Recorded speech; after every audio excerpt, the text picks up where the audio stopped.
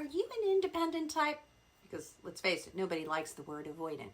You think you're low maintenance, that everybody else is the problem. Here are a few examples of the types of things you do.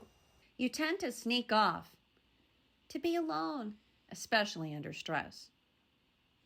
And on dates, you can be cool and aloof. You have really high expectations for meeting a partner, too. Hi, I'm Dr. Diane, licensed psychologist and relationship expert. I know a lot about the independent types. I'm married to an independent Ian, and lots of my clients have this attachment style. I understand your need to be alone, especially during stress, your fears of conflict, and your deeper fear of losing your independence. Oftentimes you feel misunderstood though because you want love.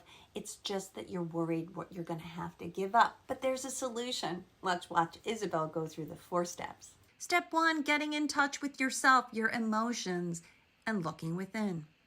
Step 2, taking off the rose-colored glasses to be more realistic. Step 3, cognitive behavioral therapy. Instead of looking at them, why are they needy? I need to open up more. And step 4, taking action for more success in love. While you don't have to change, you already know how hard it is to access your feelings and to be vulnerable. Let me help you move from being independent to more secure. I'll see you in the course.